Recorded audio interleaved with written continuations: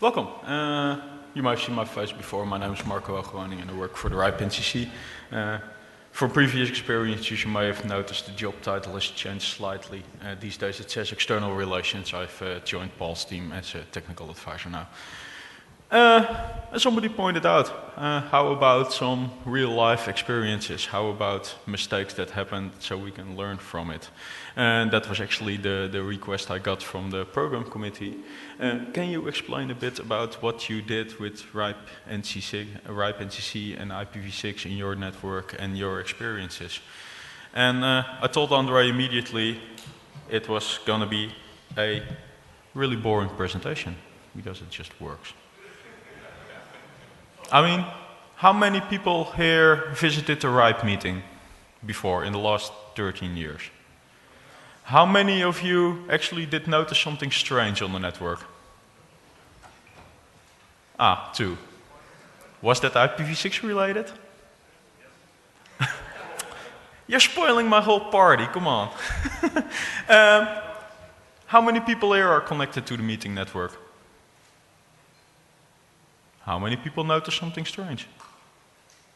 Because actually, we've got IPv6 enabled on this meeting network as well. It's a first for Enog, but we're trialing this, and so far I haven't heard anything. So Maxime, please have a chat with me if you think it's IPv6 related.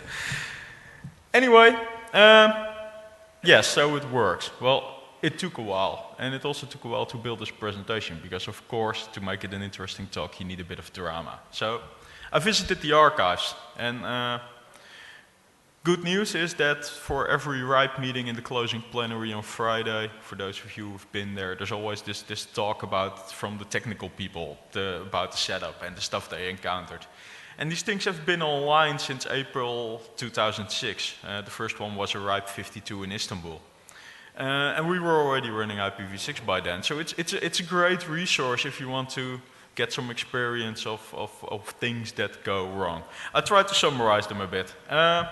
First of all, on a side note, RIPE Meeting Network is something a bit special because we do it ourselves. It's AS2121, we've got a whole separate network, all the host provides are 2 BGP links. We bring everything, and literally everything. So 2 Juniper routers, a couple of boxes of switches. We bring up to 50 Wi-Fi base stations that we own and control.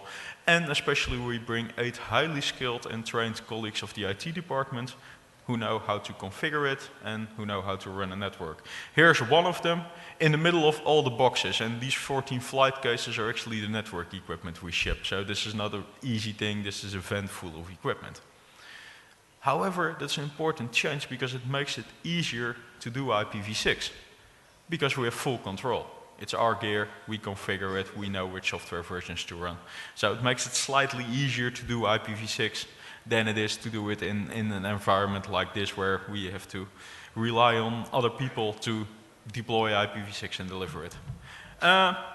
So just for reference, everything at the RIPE meeting and everything in the RIPE NCC services are dual stack. So all connections have both a public IPv4 and a public IPv6 address available, and all services we offer over IPv6. That includes the webcast, the meeting web pages, the presentation upload systems, the remote participation IRC and Jabber services, the public terminals, and of course all the staff workstations. So everything on the registration desk that we run at RIPE meetings, all our colleagues that bring laptops, everything runs IPv6. A matter of, as they call, eating your own dog food. So RIPE 66, Dublin, 2 weeks back. Happy to say there were no IPv6 related incidents that we know of. There were a couple of issues with the wireless and a couple of issues with the connectivity during the week. But it actually worked. And below is a traffic graph. You see that it spikes up to 30 megabits, which is quite nice, which is a reasonable number. A lot of people think like, oh wow, RIPE meetings, 500 people, you must do gigabits of traffic. In comparison, the IPv4 traffic was about 100 megs. So about 1/3 of the traffic at a RIPE meeting these days is IPv6, which is reasonable. So what then about things that went wrong? As I said, we went through the archives. So a couple of historic events, or it turned out to be a trip down memory lane. Because the first question we asked ourselves was like, oh, since when do we do actually IPv6? Well, So I asked a few colleagues, and after some digging, Googling, and going through the minds, we figured out that at RIPE 36, May 2000 in Budapest, there was an announcement saying participants get the chance to test IPv6 in our terminal room. At RIPE meetings, we've got what's called the terminal room. It's a separate meeting room where people can just sit and work. And back in the days, not everybody carried laptops, so we provide them with computers or terminals. A few months later, RIPE 37 in Amsterdam, Monica Cortez, a former colleague of mine who worked for the RIPE NCC as system engineer, if you have IPv6 enabled on your system, you can use it in our LAN. This is, to our knowledge, the first occurrence of IPv6 in a RIPE meeting LAN, and that was in 2000, 13 years ago. We must have gained some experience by then. Well, as I said, I had to rely on the reports that are done by the technical team. The first one is RIPE 52 in Istanbul. And the network layout, and this is a snapshot of one of the slides they used, already have IPv6 addresses. You can use Whois to look them up. If you do that, you will find that it's SURFnet, the Dutch National Research and Education Network, who indeed supplied IP addresses to the RIPE NCC. Given this meeting was in Istanbul, we used IP addresses from the Dutch ANRAN. So I assume this was a tunnel from Istanbul back to Amsterdam, but we did have IPv6. So some famous incidents then, and the one thing that immediately sprang to mind was our meeting in Berlin years and years and years ago. I was there, I wasn't deployed by the RIPE NCC, I was doing something else, but we did something wonderful. We called it the IPv6 hour. Let's experience IPv6 to the fullest. Let's switch off IPv4. Great plan. Unfortunately, when the time came to switch off IPv4, we figured out that the Cisco base station, sorry Andrew, that we were using by the time, didn't exactly like to be reconfigured while under load. Especially removing an SSID that has multiple associations didn't really work. So instead of switching off IPv4, we pretty much crashed the whole network. Conclusion, do not experiment with your live setup. That's a really important lesson. And it was a really important lesson also in terms of IPv6 promotion, because of course it was greatly advertised as the IPv6 hour and people ended up with no connectivity at all. In other words, IPv6 must be a really bad thing.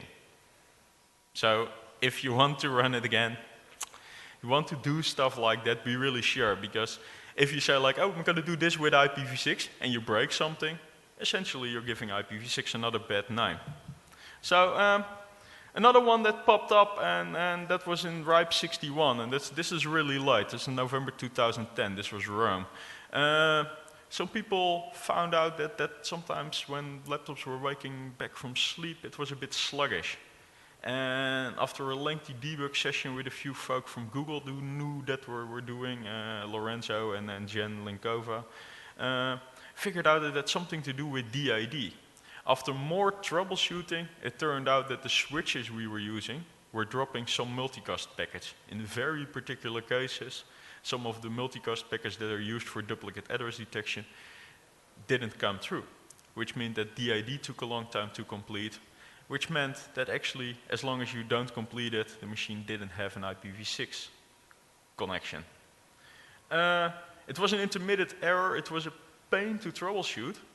And the cool thing was, since we've identified it were the switches, and we've been using those switches for a couple of other meetings. So we sort of assumed that the bug was present in the network before RIPE 61. It probably introduced somewhere 58, 59, I recall. But nobody ever noticed until somewhere in Rome somebody took the time to actually troubleshoot what was going on. Stuff happens, that's why you test. Then there was the famous case of Windows and 624. And at some point, Microsoft released a new Windows version. I can't even remember which one. And that came with a handy feature called internet sharing. And it also had the habit of setting up tunnels, 624 Teredo. We figured out that the combination there, when people were running a 624 tunnel and had configured internet sharing, caused those machines to broadcast rogue array, and Andrew just explained what happens there. Now, the interesting bit is when you do that with 624 is those addresses are pretty much not preferred. And as long as you provide native IPv6 connectivity, you're still okay. If there's something wrong with the native connectivity, you've got trouble. It sort of disappeared, probably with newer versions, or people got finally educated to not switch on internet sharing in a public LAN, but I haven't heard from it yet. But on a more generic topic on rogue advertisements, as Andrew said, it's pretty common, and there's not much you can do. Machines pretend to be an IPv6 router and everybody just follows it. We do try and take measures. For instance, we advertise with a really low or a really high preference, the way you look at it, but try to make sure that our route announcements get preference over what is the default. That prevents a lot of accidental issues. You can't prevent everything. If somebody wants to do a malicious attack, they can always fake a lower MAC ID and fiddle with the priorities in such a way that it takes preference. But the accidents are largely prevented. Also, since RIPE 62, we actually have active monitoring. There's a little script called Ramon, and that just flags it. Hey, I see a rogue advertisement. If we see them, we block the offender's MAC address. We isolate them from the network, that's first, so that immediately makes sure that we don't see those root advertisements again. But also make sure that they come to the support desk. So we're not only blocking their IPv6, we completely shut down their network, because that means that sooner or later they're going to pop up at the registration desk or at the ops center saying like, hey, I've got no internet. Oh wait, what's your MAC address? Ah, thank you. And we can educate them a bit and switch it off. Why don't we just filter RAs? Well, unfortunately, RA guard or RA filtering can only be done at our fixed line switches and not at the base station level. Which means you would localize the problem to a particular base station, but it makes it much harder to troubleshoot and much less visible of what's going on. So we decided to leave it open and just kick people from the network as it happens. Then of course there's equipment failure. Now to be straight, all equipment we buy must do IPv6. That's a strict requirement for the RIPE NCC. The original argument there, of course, is we need to be ready for when the world is going to do IPv6. The other main argument is they're leading by example, eating our own dog food. If even the RIPE NCC can't run IPv6, all is lost. So dual stack is the standard on our network and everything we do. All our services run IPv6. So everything must be IPv6 ready. Unfortunately, there are multiple definitions of ready. And here's one. Printing over IPv6. As I said, we bring everything, even our own printers. We don't go out and hire stuff and then figure out how it works. We even just bring a couple of laser printers amongst everything else. Time to buy new ones. Oh great, so we found HP printers and they supported IPv6. Lovely, let's switch them on. Well, multiple levels of IPv6 support apparently exist, also in printers. Bonjour, that's nice in a meeting network like this, so the printer just tells everybody I'm a printer and you can use me, and all the laptops just automatically configure themselves, download the driver. Works great. So that HP printer had an IPv6 address, it pinged, and it advertised itself over Bonjour with IPv6. Unfortunately, that was all it did. The moment you tried to submit a print job over that IPv6 socket, it didn't work. It didn't even attempt to open the socket. There's your famous timeout again. So your client tries to connect to v6, attempts it for, 300 seconds or so, and then finally gives up, falls back to IPv4 and your print get out. So first complaint we got, every time I hit print it takes forever for it to work. Easy fix there was unfortunately to switch off IPv6. We couldn't get HP to fix it right away, and then the only thing you can do is actually kill it. So unfortunately we had to switch it off. Lesson learned there, don't believe what's on the package.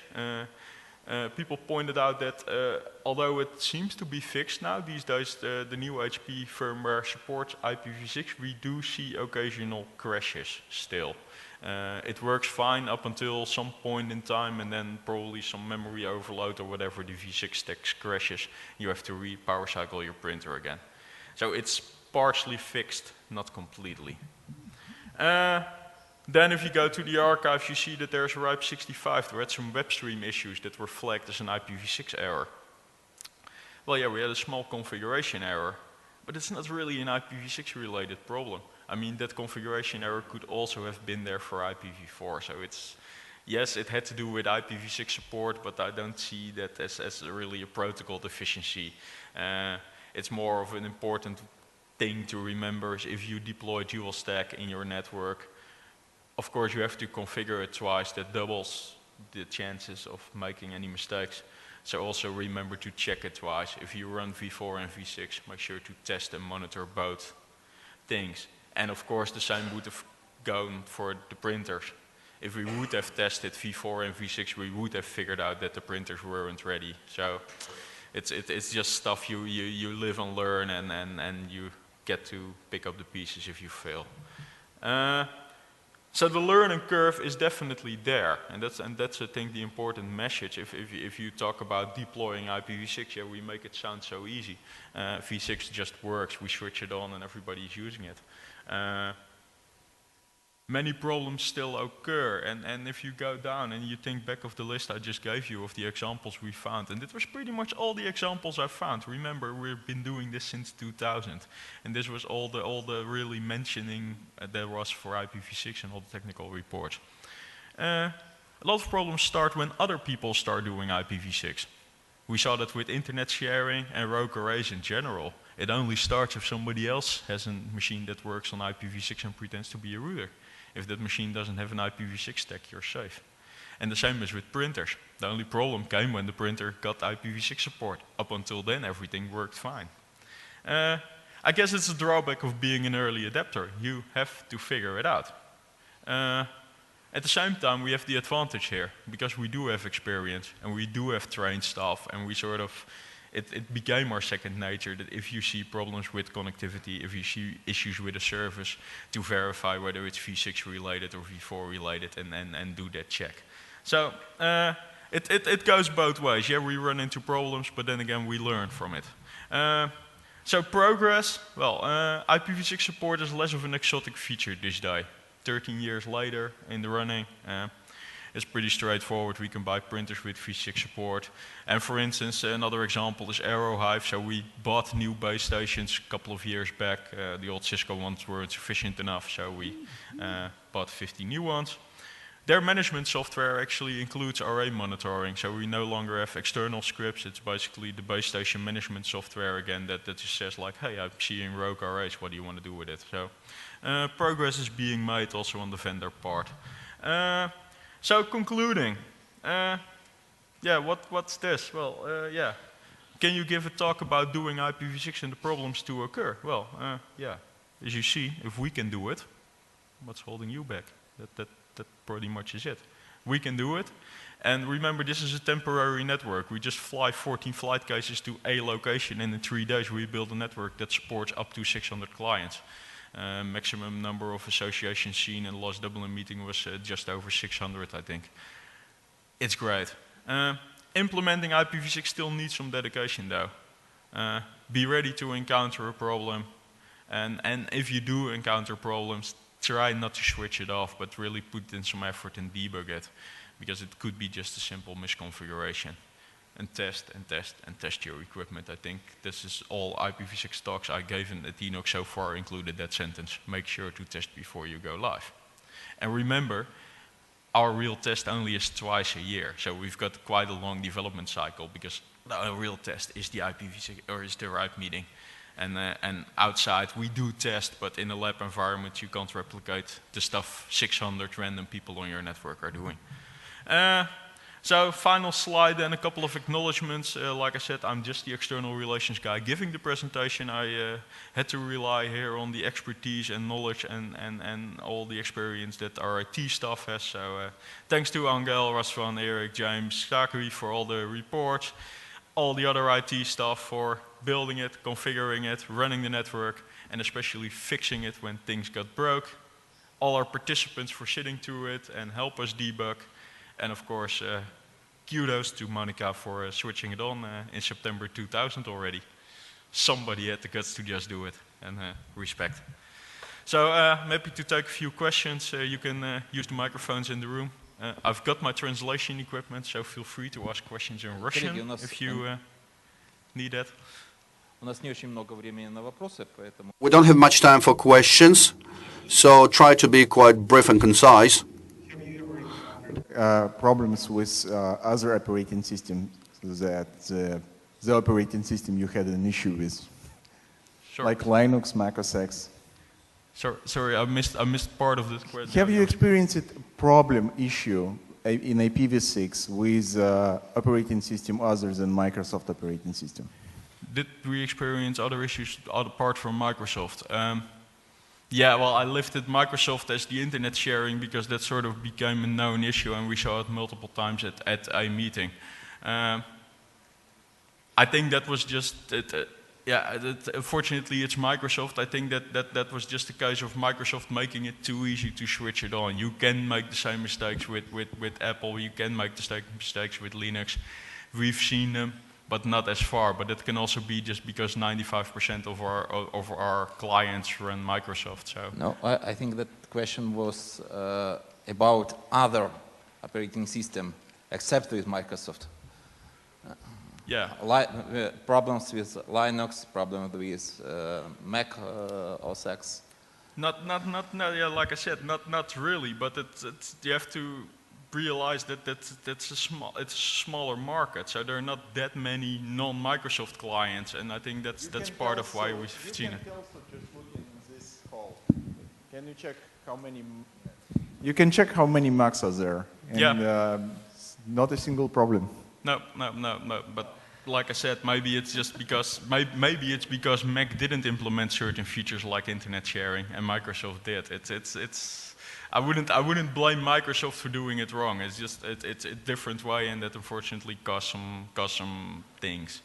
We probably also seen rogue arrays coming from Linux boxes, but that is just we just isolate them and tell people to stop doing it. Maybe it's that the Linux ones are the evil hackers and they know what they're doing. So. Do you think we should repeat IPv6 only experiment? Maybe, like on ATF, they have a separate SSID for that. That wouldn't be a problem, right? Well, it's actually on our list. It was discussed at Dublin to at least set up an IPv6 only SSID for people to test whether their equipment can run on IPv6 only. I'm not a big fan of running another IPv6 hour in that we switch on IPv4. I think the main thing here is that we should try and add IPv6 in a non-disruptive manner. The trick is not to break IPv4, not to break connectivity. And as I said, there's a fair chance that all you achieve is giving IPv6 a bad name. Google works and Facebook works, and that's it. So, but yeah, Andrew. But maybe it's a challenge for Enog 6. I don't know. We have to talk to Max. Max said he had a setup. So, if I may, I wanted to add something in Russian. I had a presentation on RIPE meeting in Dublin regarding to how things are bad if we have IPv6 only. And as a test, it is a great opportunity. It's a great idea, and you can do it. Yes, you're highly welcome to do it, and you should call vendors to so to say to bring the things back after they are broken, to repair things after they are broken. So this key phrase, call your vendors, I think we should switch to other talk. It's a very important notion.